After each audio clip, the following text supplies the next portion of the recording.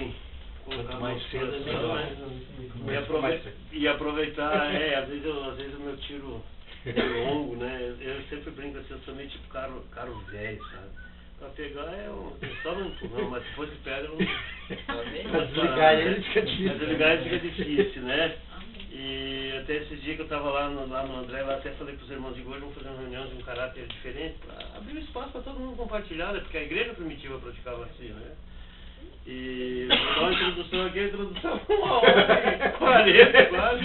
Digo, daí não deu, né? Digo, Senhor, eu preciso ser mais prudente, né? É falta de prudência, sabe? Realmente é uma falta de prudência, mas é um assunto que puxa o outro, né? E diz que a nossa boca fala que o coração está cheio. Nada denuncia mais que nós somos do que a nossa boca, né? Se eu estou cheio de futebol, vamos falar futebol, né? Isso é óbvio. Se eu estou cheio de novela, é novela, né? Não é que você pode falar qualquer coisa, né? Então, nós somos o que comemos. Nós somos o que comemos, né? Então, mas agora, se a gente realmente está sendo constituído da palavra, você vai falar a palavra. Então, graças ao Senhor. O jumento atado a David. O jumento atado a David. Gênesis 49, eu creio que os irmãos já viram essa passagem. Gênesis 49 tem uma figura lá de um jumento atado a vide, a videira, né? E o que significa esse jumento? Significa nós, o povo de Gênesis 49. Se você ler todo o capítulo de Gênesis 49, você vai ver a bênção de Israel, né? A bênção de Jacó ali, né? Depois de muitos anos de labuta e luta né? Jacó ali, ele está na velhice dele, uma pessoa já transformada, né? Lançada sobre o bordão, abençoando os filhos dele. E ele fala do jumento atado à vida. Esse jumento simboliza nós. A videira é Cristo. E esse jumento mostra que ele teve uma mudança. E essa mudança foi devido à alimentação dele. E se ele estava atado à vide, do que ele se alimentava? Da vide. E jumento come qualquer porcaria, né? Eles gostam muito de comer resto, né? E se você ler todo o texto ali, você vai ver que houve uma mudança. Os olhos dele se tornou cintilantes, seus dentes brancos, e não era, o jumento não teve essa natureza. Que maravilhosa, né? E o que aconteceu? E houve uma mudança, houve uma transformação pela alimentação. Quer dizer, ele estava atado à vide, então ele não tinha como comer outras coisas. No mesmo princípio, nós estamos ligados à videira, né? A videira é Cristo. Quer dizer, Cristo tem que ser nossa dieta. O alimento, nosso alimento tem que ser o seu. O Senhor Jesus falou no Evangelho de João, né? Quem de mim se alimenta, por mim viverá. Eu sou o pão vivo que desceu do céu, né? Quem de mim se alimenta, por mim viverá. Então, essa mudança metabólica que aconteceu no jumento foi pela devido à dieta que ele teve, uma dieta restrita só de comer uva, né? E é assim também, irmão. É isso quando nós vimos na Bíblia que o Senhor fala de edificar a sua igreja, nos transformar, nos conformar, apresentar todo homem perfeito em Cristo, sem mácula, sem ruga, sem defeito. Tem essa questão de um processo que vai ocorrer depois do primeiro passo de fé que você deu, de ter abrido o teu coração e recebido Jesus como Salvador e Senhor. Agora é um processo. Então a vida cristã tem o começo, tem o meio e um dia terá o fim. O fim que eu digo assim, que não precisará mais Deus trabalhar em nós, porque Deus vai ter êxito, que Ele vai realmente nos levar à perfeição, né? Então aí acabou, daí não precisa mais, né? E isso na eternidade, né? Quando chegar na eternidade, no tempo que se chama hoje, isso jamais vai se cessar, né? Então, graças ao Senhor por essa figura. Se os irmãos lerem bem Gênesis 49, porque lá em Hebreus 10, fala que toda a antiga aliança, ela eram sombras dos bem-vindouros. Então, o Antigo Testamento, tudo que você lê no Antigo Testamento é como se fosse uma sombra. O Novo é a realidade da sombra. O Novo é a realidade da sombra. Então, existe a história de Israel, dos patriarcas, existe, né? Mas tudo aquilo ali são sombras, irmãos. Agora nós temos a realidade, agora não precisamos mais da sombra, né? Nós estamos na realidade, né? Que é Cristo, né? Amém? Então vamos fazer um minutinho de oração. E aí nós vamos ler alguns versículos aqui, amém? Senhor Jesus. Ó Senhor Jesus, graças te damos, Senhor, pela tua tão grande e infinita misericórdia. Senhor, por mais uma vez estamos aqui reunidos nesta noite. Senhor, para sermos edificados, transformados por meio dessa comunhão, por meio do compartilhar, por meio do fluir da tua vida em nós. Senhor, obrigado pela palavra que o Senhor tem nos dado. Realmente o Senhor está removendo todos os véus. E aqui nessa noite nós cremos, Senhor, que podemos ser um pouco mais edificados, que todos os véus que ainda vêm nos cobrir, o véu da incredulidade, o véu da religiosidade, Senhor, todos os véus que impedem de vermos o Senhor claramente, remove aqui nesta noite, Senhor. Senhor, traz-nos luz a Tua palavra. Senhor, queremos ouvir o que o Espírito tem a dizer à igreja. Senhor Jesus, sei com cada irmão aqui presente, pois todos precisamos de Ti. Declaramos que Tu és o Senhor. Queremos experimentar realmente essa transformação, essa conformação, a qual o Senhor nos dá por meio da Sua palavra. Senhor Jesus, avança, Senhor, em nós, por meio de nós e através de nós. Senhor Jesus, edifica a Tua igreja. Jesus é o Senhor. Amém e amém. Graças a Deus. Então, irmãos, eu queria compartilhar hoje um pouquinho com os irmãos aqui. É um assunto que os irmãos, claro que todo cristão já ouviu falar, mas existem alguns princípios dentro desse assunto aqui, da conversão do maior apóstolo da história, né? Paulo, né? Saulo. Na época era Saulo, né? Porque aqui tem, dentro dessa história da conversão de Paulo, de Saulo, né, existe muitos princípios que a gente pode aplicar na nossa vida, né? E eu creio que os irmãos todos conhecem bem a história de quem era Saulo antes de ele conhecer o Senhor. Era uma pessoa extremamente zelosa e religiosa. Para você ver que o extremo zelo da religião não leva o homem a nada, entendeu? Até que realmente ele pôde ter um encontro genuíno com o Senhor, né? Eu queria que os irmãos abrissem a Bíblia primeiro em Gálatas, quer ver, capítulo 1, ele já dá um parecer dele. E Gálatas, quando ele escreveu as Gálatas, ele dá um parecer dessa escolha, né, que Deus já tinha feito, né, já tinha escolhido, separado ele, embora ele tivesse sido uma pessoa extremamente zelosa, né, servindo a Deus de acordo com a lei. Ele era da seita dos fariseus, a seita mais severa. Ele foi um grande perseguidor da igreja. Mas graças ao Senhor que ele perseguiu a igreja, assim a igreja pode se dispersar e chegar até nós, né? Porque se não houvesse uma perseguição em Jerusalém, quando você lê Atos 8, você vê que ali houve uma grande perseguição na igreja em Jerusalém. A perseguição é uma coisa negativa, mas só que ela era algo que era proporcionado por Deus para que a igreja pudesse se dispersar, porque a igreja começou o testemunho da igreja em Jerusalém, e como eles tinham boas reuniões, e estava tudo uma maravilha ali, foram meio que relaxando, e a incumbência de Deus é eles saírem, levar o evangelho, mas como não saíam, Deus permitiu uma grande perseguição, e assim foram todos dispersos, exceto os apóstolos. Atos 8 fala isso, exceto os apóstolos. E todos que foram dispersos, o que eles fizeram? Aonde eles iam pregando o reino de Deus. Amém. Então começou a se expandir, porque o Senhor disse assim: abrirei a madre e não gerarei. Quer dizer, uma mulher que não gera, ela é estéril, tem algum problema. Nós, na condição de mulher, de Deus, noiva, esposa, quer dizer, o Senhor abriu a madre, nós precisamos gerar. E daí, como eu estava falando ali, e depois cuidar, né? Poxa, não é fácil, né? Então, graças ao Senhor por essa situação que você levantou lá. E os apóstolos ficaram. E você sabia que os apóstolos, na época, a igreja de Jerusalém sofreu grande perda e grande dano com um testemunho adequado, porque os apóstolos envelheceram espiritualmente. Sequer Pedro, que foi comissionado para pregar o evangelho ao gentio, teve uma atitude, uma reação. Deus teve que levantar Paulo. Deus, como sabedor do que ia acontecer, né, ele já preveu Paulo separado lá no ventre materno para pregador dos gentios. E depois de muito tempo, né? Foi 29 anos depois da ressurreição e ascensão do Senhor que Paulo, chamado-se Saulo, a caminho de Damasco, teve um encontro genuíno com o Senhor. Mas até então ele tinha uma religião. Tinha uma religião, né? Vamos ler Gálatas capítulo 1, irmãos. Capítulo 1. E o versículo 10 ao 17. Quer ver? Olha que coisa tremenda que Paulo escreveu aqui, ó. Capítulo 1, do 10 ao 17. Esse assim: porventura procuro eu agora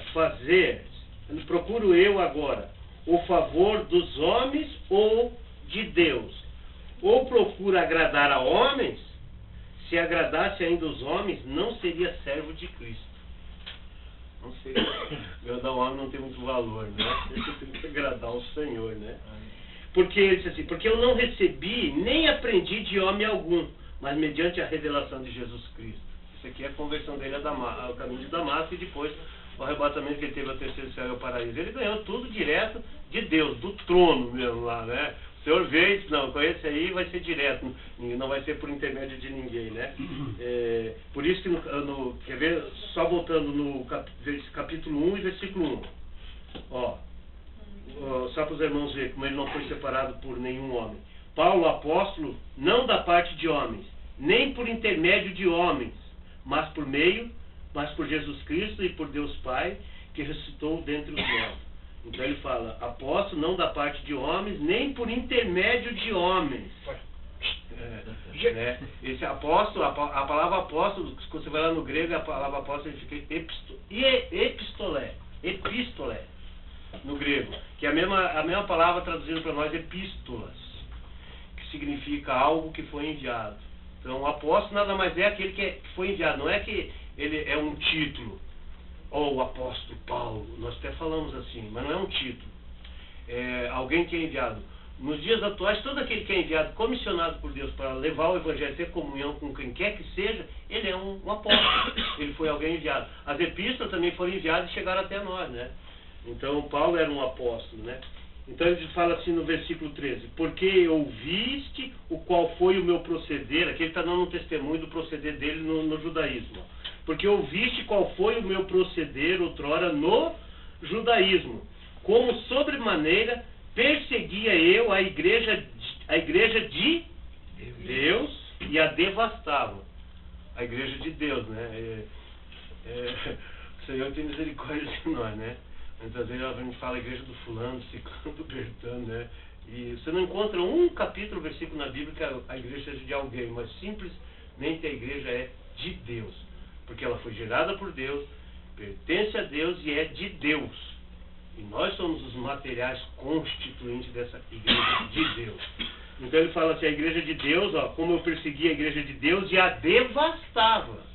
E isso na religião judaica. Numa religião, Paulo aprendeu aos pés de Gamaliel, doutor na lei. Paulo foi a Gamaliel era alguém instruído, como nos dias de hoje. Quem faz uma faculdade, se forma, é alguém instruído.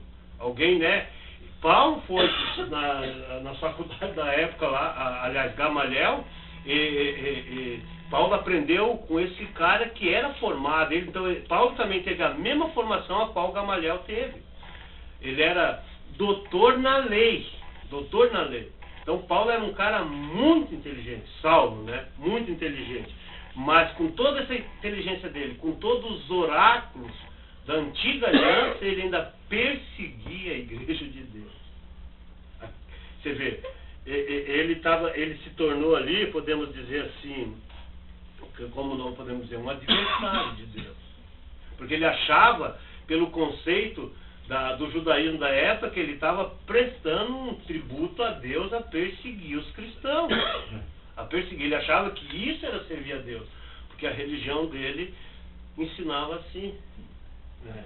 Então, numa reunião a gente até comentou: quanto mais religião eu tenho, mais contra Deus eu me torno. Mais eu estou fora do alvo de Deus, do propósito de Deus.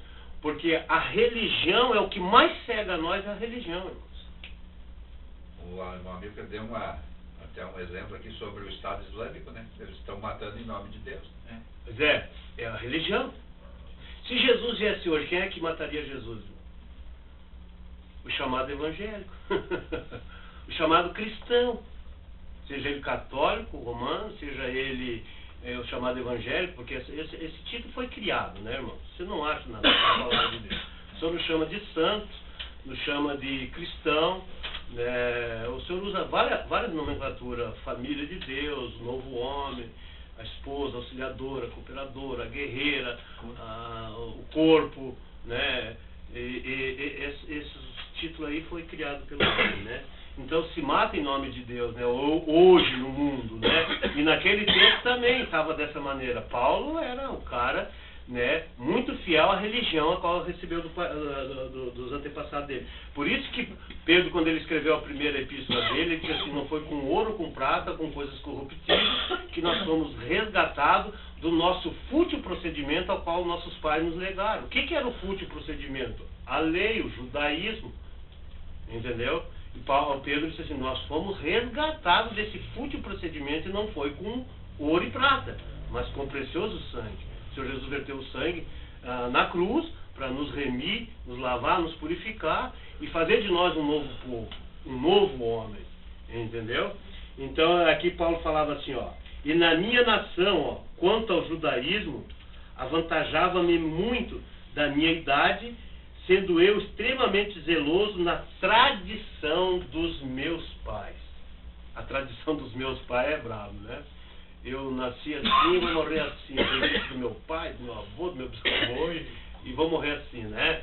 Só que o Senhor quer fazer de nós uma nova criatura. Deus quer nos dar a sua vida eterna, né? Por isso que o Senhor veio. O Senhor não veio porque tinha que vir, morrer porque tinha que morrer. Tinha um propósito, um alvo, um objetivo. Deus quer resgatar o homem de volta para si. Deus amou o mundo de tal maneira que deu seu único filho para todo aquele que nele crê, não pereça, mas tenha vida eterna. João 3,17, o Senhor Jesus falou: eu não vim condenar o mundo, mas vim salvar o mundo. Ele veio comissionado com esse encargo, com essa missão, entendeu? De nos salvar, né? Então ele fala, e no versículo 15 ele diz assim: quanto porém ao que me separou, ó, ele está falando quanto porém ao que me separou, que é Deus que separou, antes de eu nascer, ó, antes de eu nascer, ele já era separado antes de eu nascer, e me chamou pela sua graça. Pela graça sois salvo mediante a fé, que não vem de vós, é dom de Deus.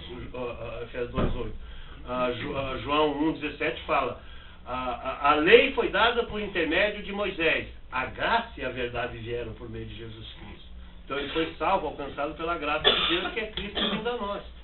Então ele disse assim: quanto porém ao que me separou antes de eu nascer, ele me chamou pela sua graça, e aprove revelar seu Filho em mim, para que eu pregasse aos gentios. Olha bem aqui, ó. Ele foi chamado para pregar aos gentios, porque Deus deu esse comissionamento, essa incumbência para Pedro.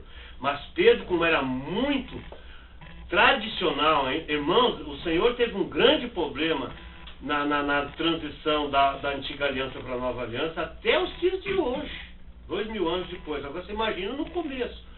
O judaísmo imperou 1400 e poucos anos, 1600 anos aproximadamente, 500 anos depois do chamamento de Abraão. O Senhor deu a lei por intermédio de Moisés.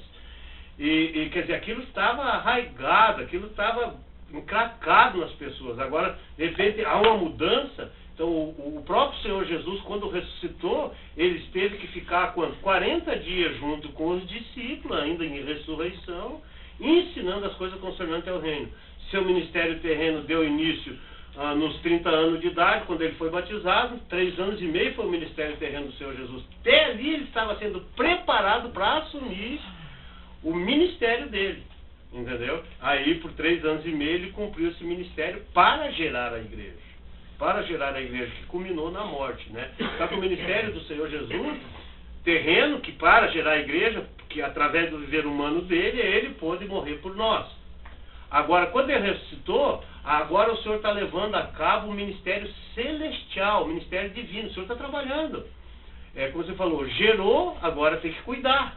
Então ele nos gerou pela morte, agora está nos cuidando, está nos edificando. Então o ministério celestial do Senhor Jesus é edificar a sua igreja. E quase 2000 anos se passou e a igreja não está edificada. Poucos cristãos na história foram transformados. Muitos nasceram e continuaram ratíticos, digamos assim. Aquela criança que nasce não se desenvolve. Porque a salvação completa de Deus tem o nascimento, desenvolvimento, crescimento, maturidade. Não é só crer e vai estar bom. Você tem que crescer, nascer e aí crescer. A palavra de Deus é muito clara esse assunto, até se tornar um adulto. 1 Coríntios você acha isso, Hebreus você acha também, né?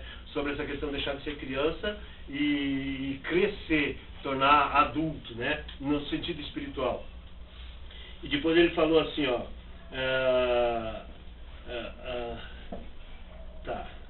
Para que pregasse aos gentios e sem detença, não consultei carne e sangue, ó, e nem subi a Jerusalém. Jerusalém era o centro na época da obra de Deus. Quer dizer, se tornou, não, Deus não queria isso, é que os apóstolos lá na época que fizeram se tornar o centro. E um dos maiores problemas que Deus teve na época, problema não digo assim, que chega a ser um problema, mas se você ler minuciosamente Atos 15, você vai ver que quanto que dificuldade Deus teve, principalmente com o apóstolo Tiago, né? Pode chegar. Pode chegar. Senhor Jesus, como é que está, senhor? Tudo bom? Tá bem?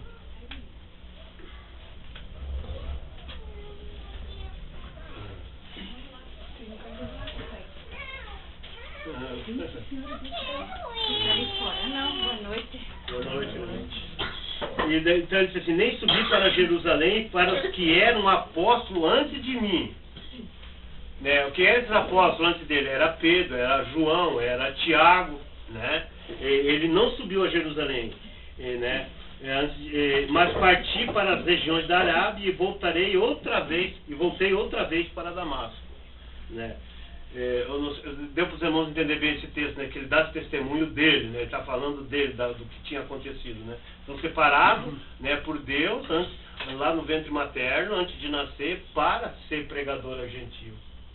E se Deus não separa ele, claro que Deus proveria outro, né? Mas não, talvez não na maneira qual, né, o Senhor preparou Paulo, tanto que além de ele ter esse encontro genuíno com o Senhor a caminho de Damasco e foi liberto da religião judaica, depois ele, para escrever as suas epístolas, ele não escreveu o que Pedro ensinou para ele, a Apolo, João, ou quem quer que fosse, os apóstolos que andaram com Jesus, porque Paulo veio muitos anos depois, né? Tanto que no livro de Coríntios, ele se considera como um abortivo, nascido fora do tempo, porque ele não andou com Jesus. Então ele chega a dizer assim, eu sou o menor dos apóstolos, porque eu persegui a igreja de Deus, né? Então essa revelação que ele esmiuça em todas as suas 14 epístolas, foi que ele recebeu diretamente essa revelação de Deus, quando ele foi lá no deserto da Arábia, arrebatado. Ele diz assim, se no corpo ou fora do corpo eu não sei, Deus o sabe. Que tal homem, né, que se refere, era ele próprio, né? Mas como Deus já tinha certamente posto o espinho na carne dele para ele não se soberbecer com as revelações da qual ele ganhara. Porque ele ganhou muita visão de Deus, muita revelação. Deus abriu para Paulo a economia neotestamentária, quer dizer, a nova aliança. Entendeu? Ele era muito conhecedor da antiga aliança, por isso que ele foi também o escritor ao livro dos Hebreus, a qual não leva a assinatura dele, né? Mas leva no fim, ele dá para você entender que é Paulo que escreve, né? Porque ele era conhecedor muito profundo da antiga aliança, mas Deus, para mostrar a nova aliança, né? O que Deus realmente queria a partir da vinda do Senhor Jesus, o Senhor teve que tomar ele ao terceiro céu e ao paraíso. Aí ele viu coisas inefáveis e depois ele vai revelando tudo isso nas epístolas que chegaram até nós. Então, o coração das epístolas de Paulo é o livro de Efésios, Filipenses e Colossenses. Esse é o coração. Essas 3 epístolas, elas são profundas. Efésios revela a maior revelação que existe sobre a igreja como corpo de Cristo, família de Deus, habitação no Espírito. Ela está no livro de Efésios. Se nós pegarmos o livro de Efésios e ruminarmos esse livro, nós vamos saber quem somos, onde estamos e para onde vamos. porque é tremenda a revelação que está. E isso ele ganhou diretamente do trono de Deus, porque não tinha ninguém na terra com essa visão, com essa revelação. Então como que Deus podia fazer? E agora? Deus quer mostrar, Deus quer mostrar. Então vem cá. O cara aprendeu a andar com Deus. Você vê, ele estava no deserto. Deserto já é um lugar só por si só, nós sabemos o que é um deserto, né? Numa das viagens ministeriais dele, que ainda ele não tinha uma visão aguçada, ele tinha algumas coisas que ele tinha recebido de alguns irmãos na igreja em Damasco, né, de Barnabé, de alguns irmãos que lá serviam na igreja em Damasco. Então, e era isso que ele estava levando. Ele ensinava as pessoas a invocar o nome do Senhor, ele conhecia muito bem o aspecto judicial da obra do Senhor Jesus, que era o viver humano de Jesus, sua morte, sua ressurreição, mas ele não conhecia a fundo. Depois que ele foi tomado, aí sim, aí Deus abriu o leque para ele e ele pôde, graças ao Senhor, chegar até nós essas cartas e se tornarem assim uma herança, um legado nosso, sabe? Então hoje estamos claros quando lemos as cartas de Paulo. E no meio do povo de Deus, principalmente, é muito deixado de lado as cartas de Paulo. Quando se lê, pega um versículo ali e outro lá na frente, entendeu? E nunca o conjunto da obra. E fico muito nos evangelhos e no Antigo Testamento. No Antigo Testamento a bênção era em abundância para a nação de Israel, a bênção terrena. Era a bênção da terra. Deus dava tudo que eles precisavam. Olha a história de Israel no deserto 40 anos, que sequer a roupa envelheceu e nem a sandália nos pés estragou. Você quer bênção maior do que essa? Você, né? Não existe, mas era a bênção terrena, era para a nação de Israel. Agora vamos pegar isso e aplicar para nós hoje. Como que se nós andar aí uma semana, a roupa já temos que trocar, né? Não dá? Entendeu? Porque não existe isso para nós, né? A bênção era apenas terrena para a nação de Israel. E nós não podemos ficar. Eu vi um grande pregador de renome internacional trazer uma mensagem, até que uma mensagem, mas só o Velho Testamento. O Novo Testamento só foi um versículo de, poxa, Senhor Jesus, nós somos o povo da nova aliança. A velha aliança, tiremos lições, e muitas lições ricas, são sombra, entendeu? Mas ali conta a história realmente, como os reis foram abençoados, como Salomão foi abençoado, né? Como Deus, a boa terra onde ele introduziu a nação de Israel, né? Onde essa terra era abundante, com todas as riquezas da terra, que um cacho de uva chegava a 2 pessoas para ser levado.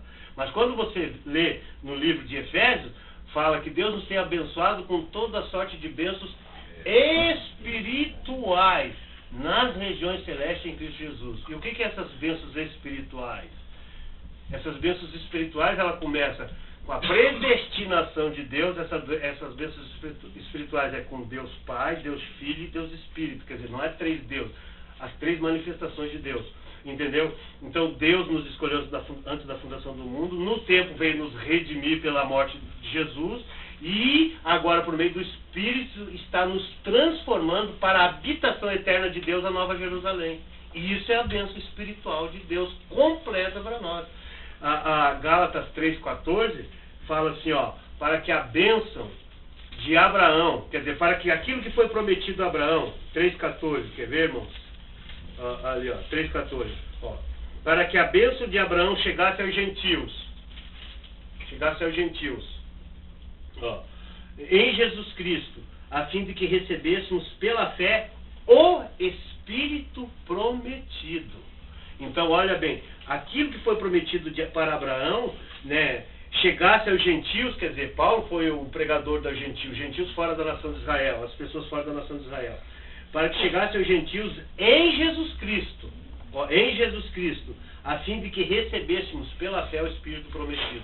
Então, a bênção é isso aqui, é o Espírito prometido. Nós recebemos pela fé no momento que cremos no Senhor Jesus. Então, Deus nos tem abençoado com toda a sorte de bênçãos espirituais nas regiões celestes em Cristo Jesus. Essa é a bênção completa por Novo Testamento. O Novo Testamento, a bênção de Deus é nascer de novo, ser lavado, redimido, purificado, se tornar um novo homem, ser transformado, conformado à imagem e à semelhança do Filho de Deus, chegar à perfeita varonalidade, à estatura, à medida e à plenitude de Cristo. Receber o mundo que há de vir, o reino vindouro, como herança para administrá-la juntamente com o Senhor. Quer dizer, tem coisa maior do que isso nesse universo? Se tiver, me apresente. Nem o globo terrestre, dado a nós como herança nos dias atuais, pode se comparar a isso que nós temos já recebido e vamos receber. Né? Então é tremendo isso, né? Mas voltando lá na história de Paulo, quer ver? Vamos ler a Atos 22, quer ver, irmãos? Oh, Senhor Jesus. Primeiro vamos ler Atos 9, que o 22 é o que Paulo está falando também. Atos 9, ele está dando o outro testemunho para o rei Agripa, do que ele, a caminho de Damasco. Vamos ver aqui a caminho de Damasco, a conversão dele. Né? Aqui existe um princípio muito rico dentro dessa passagem aqui. Olha, irmãos, quando o Senhor fala, Saulo, Saulo, por que me persegue? Meu Deus, né? Poxa, ele deve ter ficado assim, mas eu nunca persegui esse Jesus aí. Esse cara, eu nem conheci ele, como é que ele vai dizer por que me persegue, né? Mas o que o Senhor queria dizer com isso, Saulo, Saulo, por que me persegue, né?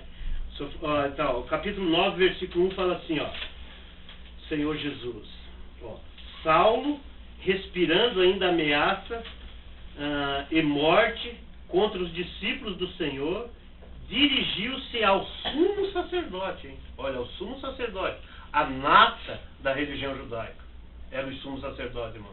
Ali era a autoridade máxima do judaísmo, era o sumo sacerdote, né? E ele se dirigiu ao sumo sacerdote. Ele pediu a carta, quer dizer, a autorização para a sinagoga de Damasco. Porque na época os cristãos judeus, eles tinham muitas sinagogas dispersas de Jerusalém, onde muitos judeus se dispersaram, então eles criavam sinagogas. Sinagogas eram uma réplica do templo que tinha em Jerusalém. E lá eles, na época que antes de Cristo, eles faziam as reuniões deles de acordo com a lei mosaica.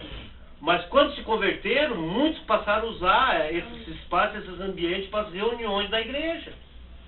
Mas eu não habitava dentro da sinagoga. Deus chegou a dizer que sinagoga é a habitação de Satanás. Entendeu? Mas no sentido espiritual, né? O que é uma sinagoga hoje? Não, mas outra hora nós falamos sobre isso. Então ele fala assim, ó.